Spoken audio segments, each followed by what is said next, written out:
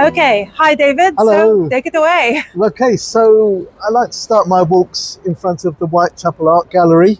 And if you look at the Whitechapel Art Gallery, it's like two buildings which are now one, because the one next door was the Whitechapel Library, the old Whitechapel Library, which was known as the People's University of the East End. Oh, amazing. Why was it known as the People's University? Because at the time, and this is in the early 1900s, the people that used it were people whose formal education finished when they were like 12, 13, 14, and this is where they got their informal education. And that was early 20th century. Early 20th century, and it got that nickname, the People's University of the East End.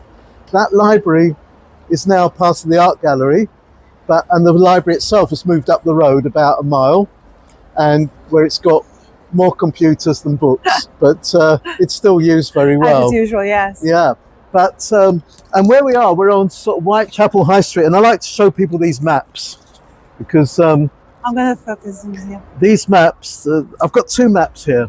The top one is like London as a jigsaw, and I pick out three places. There's the smallest one in the middle, is also the least democratic. It's the City of London, where they make the money and don't like accountability. And then if you go through the city that way, you'll get towards Westminster, the political and legal centre. But if you go this way, you're in Tower Hamlets, and the most interesting bit of London.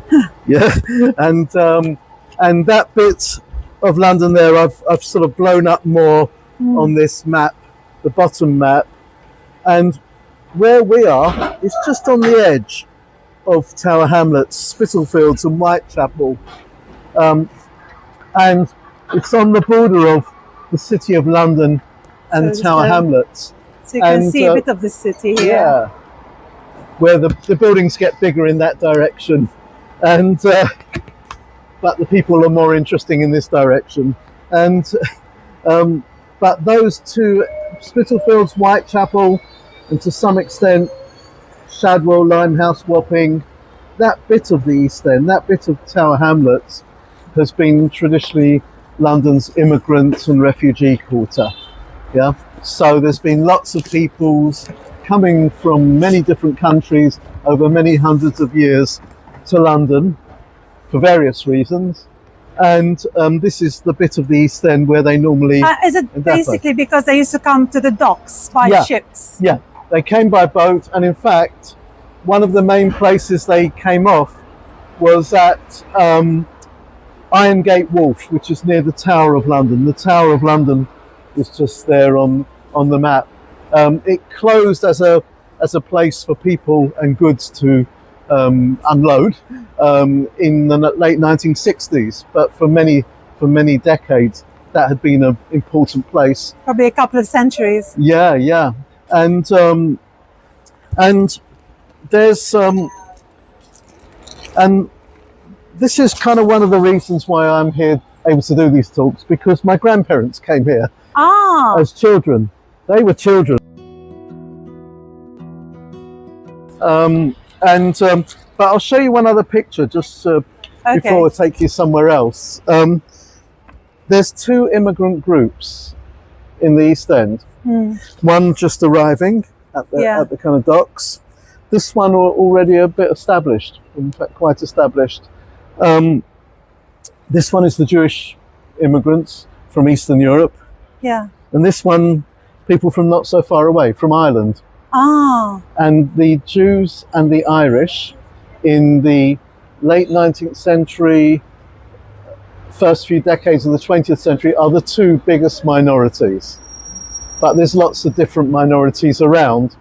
But it's not a melting pot because they all keep to their own particular streets. Yeah. They tend to work for other people in their communities, keep their language, their home languages. So it's not, it's not a very cohesive melting pot, I'd say. Okay. But it's but the dynamic between the Jews and the Irish is an interesting one, which I'll tell you more about. We might talk about later. Yeah. Okay. So that's, we go off on our walk? Yeah, so go I'm going to take you. Okay. I'm going to take you down an alleyway. All right. Let's Lots go of down the alleyways in the East End.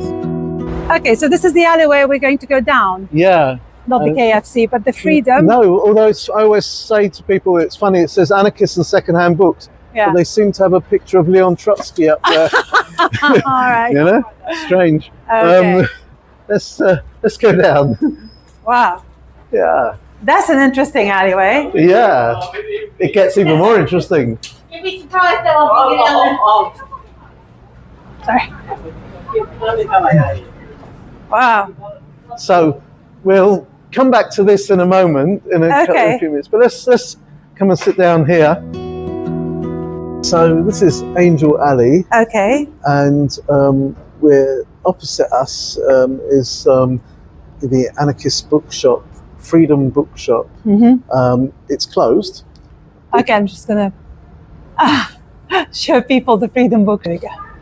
Oh, this here. Okay. Yeah, it's Oh, closed. and there is a plaque. And there's a plaque for somebody, an anarchist and anti-fascist who died young. He had a mountaineering accident, apparently. Oh, okay. And it's closed because anarchists get up late. They work hard, they party hard, They party hard. but Okay. they get up late. But then midday to Okay. from midday every day actually to 6 p.m. on Sunday. On Sundays they close a bit earlier. So this was. It says there's a sign there, Freedom, Yeah. established 1886. Hmm. But what could that mean? Freedom established 1886. You know? Are you? I not do. telling I me? do know. Okay. I'm asking you. I have no idea. Yeah. You'll have to tell me. Right. Okay. It's a newspaper. Ah. It's a newspaper, and this is a newspaper We can called we Freedom. show it. Okay. Yeah. Here we go. That's I'll Freedom. try and zoom on that later. Yeah.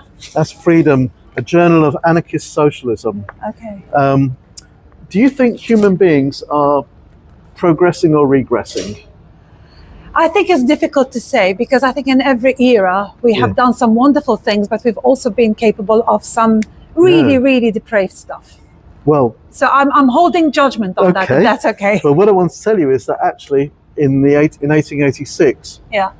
people were more advanced in one way. They could read very small print.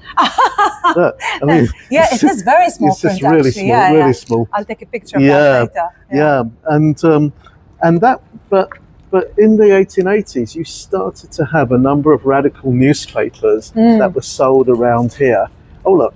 and Oh, there's the one. Freedom has come out. Yeah. Oh my goodness, thank you so much. Freedom, our power.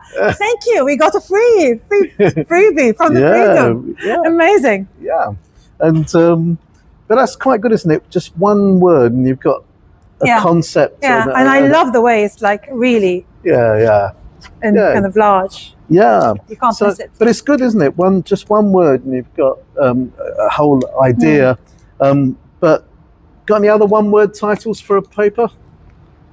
Oh, I don't. No. Tell me. Justice. Ah, freedom and justice. Yeah. What better? Yeah. Amazing. Okay. The next So can one. we show that just to the camera? The next one I'm going to show you might be a little bit harder to read. Yeah. It's this one. Ah, so is that Hebrew? It looks like Hebrew because it's Hebrew letters, but, but it's actually Yiddish. Oh, it's Yiddish. And Yiddish is a European Jewish language that has been around for at least 1,000 years. Okay. And it was the everyday language of the Jewish immigrants who came from Eastern Europe to the East End of London. And it's like if you were going to the shops and you wanted to buy some carrots, you'd ask how much are those carrots in Yiddish, you know. But Hebrew was the language of prayer. Okay. So if they went to the synagogue, they would be using Hebrew. They'd be using Hebrew, and they pray in Hebrew. But Yiddish was the everyday language, and it was the language that ordinary people spoke. Quite a lot of them could read, but a number of them couldn't. You know, they were not everyone who came was literate. And this was a paper. Oh, it's called The Worker's Friend. Yeah, The Worker's Friend, Arbeiterfreund, means Worker's Friend, and it's. So Yiddish, is it like Hebrew from right to left? Or Yes. is it, okay, so it's like Arabic, like Hebrew. Yeah. It's a Semitic, it's right to left. Yeah. So although it's a kind of developed as a European language, because it uses a Hebrew script, Okay. it goes from Right to left. right to left.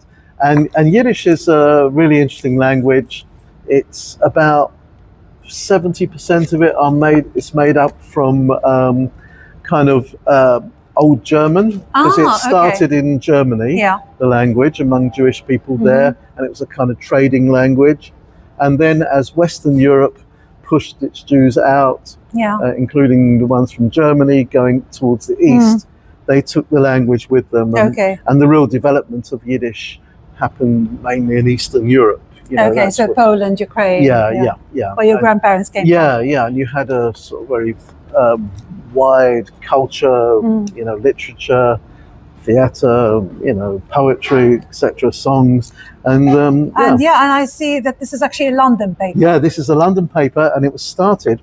You see, if we go back to those other ones, the Justice and the Freedom. Yeah, Justice started in 1894. Okay, 1894 for Justice. 1894. Freedom. 1884. Sorry, 1884. Okay. 1884.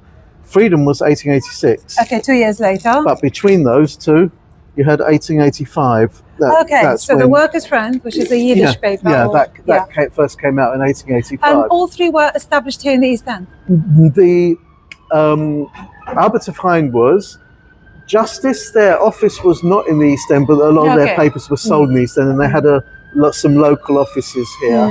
And it was the same with Freedom. They were, at that time, they were probably, actually the very first 17 or 18 issues were published in through the Free Thought Publishing Company. It was a secularist and humanist project, and but those organizations, like the anarchist organization, the socialist organizations, they gravitated to the East End because the East End was London's first manufacturing area. Oh, okay. Yes. So in terms of that map of London, all the workers were actually around here. The biggest area of industry was here in the East End of London, and you had the docks here, and all sorts of things. So all the workers really were. Yeah. There was the largest area of industry, and so the industrial struggles in London took place first in the East End. Okay. And then as the whole of London became a more industrial area, through the early 20th century, late 19th, early 20th century, you had kind of those struggles being replicated elsewhere. But why Britain? Okay, so there were 5.5 to 6 million Jews living within the Russian Empire. Okay. Between 1881, when the Tsar Alexander II was assassinated, through to the First World War, there were around 2 to 2.5 million who left to try and go somewhere where they could be more secure and hopefully, prosper a bit better, rebuild their lives somewhere more free. Freedom. We've got the sign up there. Freedom. And but in order to be free, you've got to have time to be free. So. The biggest challenge, I'll ask you, what do you think the biggest challenge was for Russian Jews or Jews from the Russian Empire turning up here in the East End? What would be difficult for them in their lives? Well, language would be the first thing. Yeah. Absolutely language, lack of money, because you won't be able to escape with a lot of money, even if you had been wealthy. No. The acceptance of the new community of you. And also, I don't know what the visa conditions were then. Well, we're going to come to that. But you see, look, that picture I showed you of people coming into London, what are they carrying? They're just carrying one bag, nothing much. Absolutely, really nothing much. And actually, but here's an interesting thing. I mean, what do you imagine might be in that bag? A few clothes, some religious objects that are really important to them, some family heirlooms. I think all those things. Absolutely. All those things. It's things what anyone who's a refugee is going to do. They're going to take something light, but something that connects them back to their homeland, back to what they're leaving behind. Here's the interesting thing, though. If you emptied out that bag on the floor, there'd be things that they're bringing with them that you can't see. Jewelry? No, stuff that's in their head. Ah. So in their head, there's language, Okay. Yes. culture, Yeah. Religion. kind of philosophical concepts, Absolutely. religious concepts, and there's recipes. Cooking recipes. Exactly. Important. All these things. I know you make your chola bread. Yeah, I yeah, make yeah. my tabbouleh, you know, here we are. Yeah. So and that's one of the interesting things. So as we go around, we'll also talk about some of the creative things that they brought community with did. them. And you know, I mean, there were talented theatre performers who came, you know, who established the Yiddish theatres here in the East End. Some of them had artistic talent, you know. It's so there would have been people from all backgrounds actually coming over. So so what's our next stop? What's our next stop? So I wanted to show you. Okay, I wanted you to meet one of the editors of Arbeiterverein. Oh, wonderful. So these are people. This has been put up in conjunction with Freedom. Okay. So these are people claimed by the anarchists or left-wing libertarian traditions. Yeah. I think some of them maybe a bit tenuously, actually, but as far as I know, there's only one of them still alive. Oh, wow. Yeah. And that's this guy here. Oh, Noam Chomsky. Yeah. Amazing. And there's a very important word in Yiddish which describes him, which is mensch. He's a mensch, and that means he's a real person, a real human being. Real human being. And I know that because in 1991, during the first Gulf War, he was in London to give a lecture and staying for a few days and with somebody we knew. And so we interviewed him for Jewish Socialist magazine. And they say you shouldn't meet your heroes. But we did, and he was a lovely guy. He was a mensch. Yeah, he was a mensch. He's very, so are very all these ill. people Jewish? No. Oh, okay. No. In fact, very few are, but some are. But he was, but he's almost dead now. He's dying. Very unwell. Yeah. But the person I wanted to particularly show you is Rudolf Rocker. Okay, so this is Rudolf Rocker, and he was from 1898 to 1914. He was the editor of this paper. The workers' friend. Yeah, but here's the odd thing. He was born into a Catholic family in Germany. So how does that work? Okay. So he comes as a political exile in 1895. He meets somebody who came in 1894, who's this woman. This woman. What's her name? Millie Witkop. That's V, just a W pronounced V. Millie Witkop, and she's the eldest of four sisters from a very religious, very sheltered religious family in Ukraine. Jewish family. She's been the one that's made the first steps to come here. Eventually, she helps the rest of her family come here, and all four sisters in that family, they all gravitate to the anarchist movement here. But she works as a sweatshop worker. Okay. And you know what you were saying about the challenges, that language meant that you had to kind of work really for people who spoke the same language.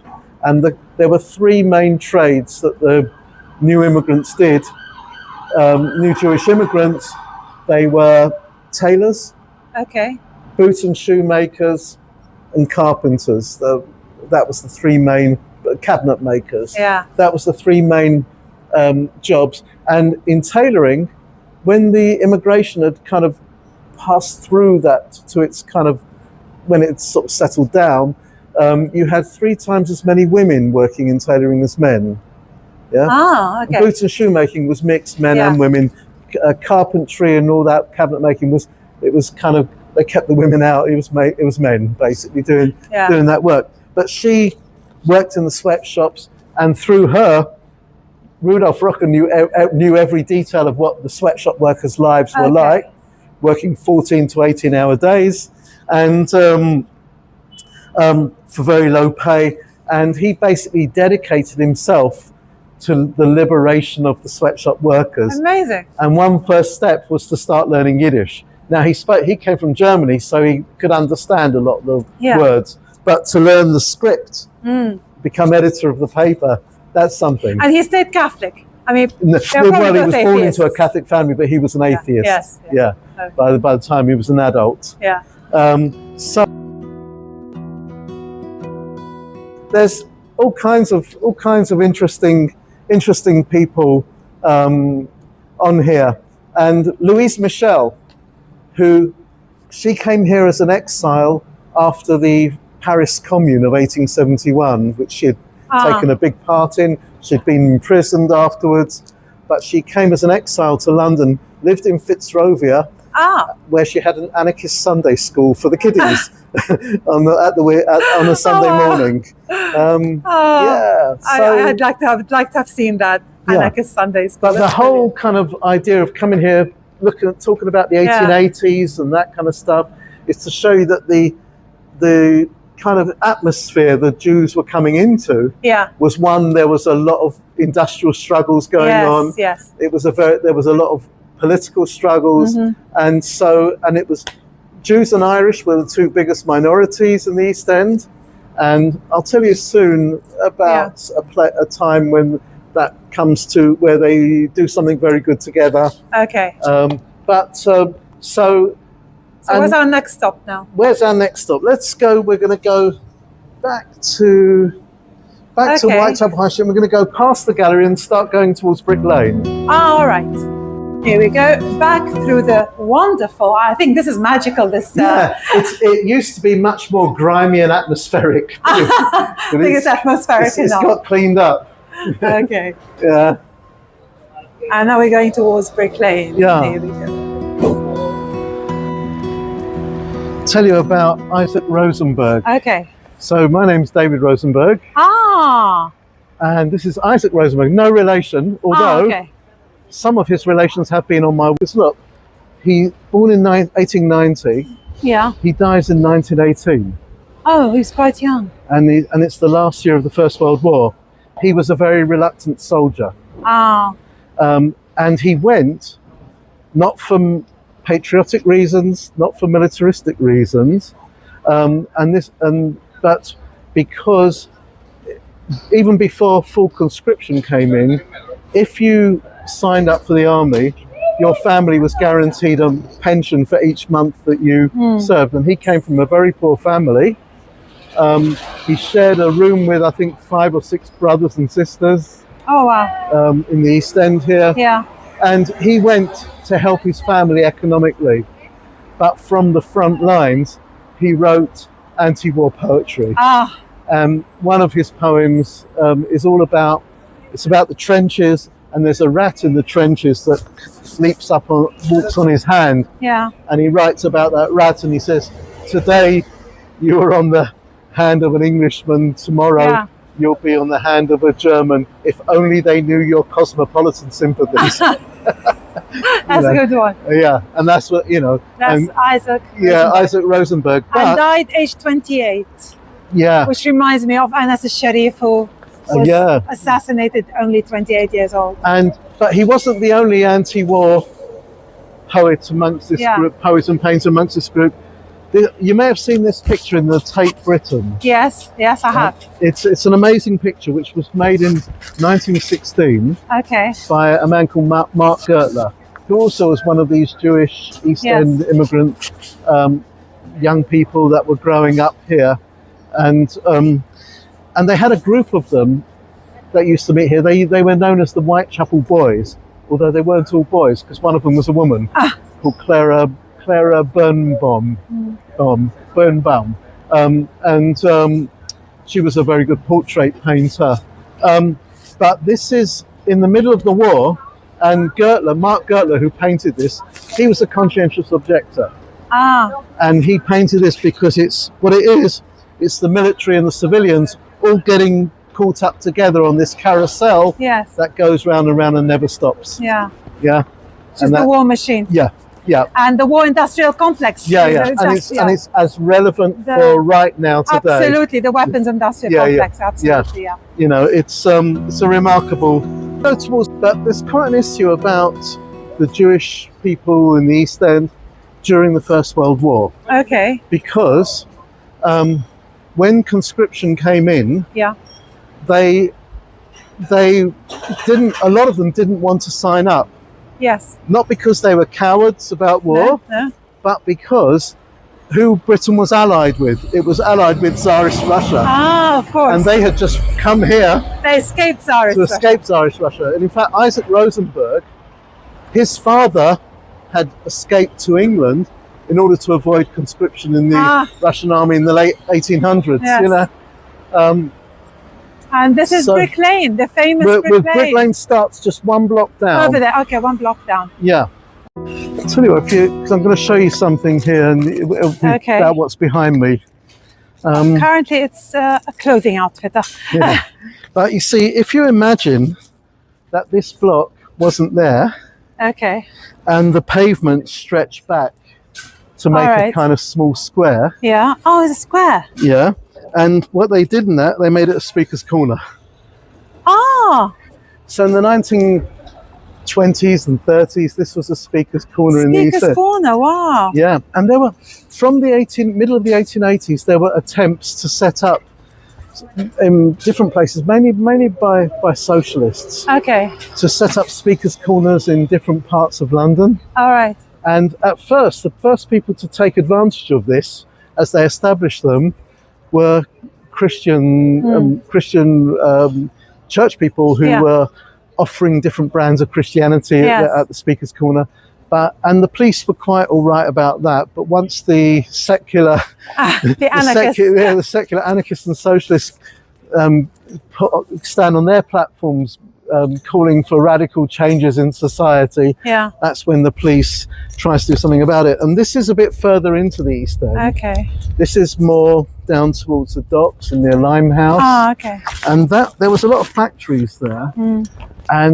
But it became between the factories was a big open space. Yes. And it became a big speaker's corner in the mid 1880s. And the government tried to close it down and told the police to. But the more the police tried to repress it, the more people came along. And ultimately they couldn't stop it, you know? Yeah.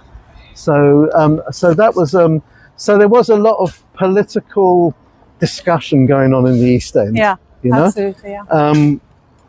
And that was more in the sort of Irish area of the East End. Yeah. Because when Jews came to the East End here, this bit of the East End, there was quite a lot of Irish people here, but the more they came, the more the kind of community separated, and the more you had the Irish moving further down towards Shadwell and Wapping, because a lot of them were working on the docks. A lot of the dockers were Catholic, Irish Catholics, and the Jews were more around Whitechapel, Spitalfields, the area where the Bengali community is very much in evidence, particularly since the 1960s. Late 60s. And Limehouse actually had a Chinese community. I know. You were reading my mind, David, because I was thinking of they've been here for a few hundred years, a couple of hundred years actually, and all the laundry places were actually in Limehouse, wasn't it? Yeah. And I did 1700, 1800s. I don't know about when they first started, but what I do know is that in the 1920-21 census, that was the highest number of Chinese in East London. London, it was Limehouse. Yeah. So after that, a number of the Chinese families started to move west and towards Chinatown in the West End. So that was being developed and just became a bit more dispersed. Yes. Although there's still Chinese families in Limehouse. Yes. And you also, down by the docks, you had some small Caribbean communities, Somali communities. There were people from East and West Bengal. Yes. And they had come in the 19th century as shipping workers, as did the Chinese. As did the Yemenis in Liverpool and Sheffield. Yeah, Sheffield. There's a big Yemeni community. A long time ago. Yeah. And Wales, actually. Yeah, apparently they started coming into Wales first. Oh, right. Okay. We're around Cardiff. Again, the ships. Yeah.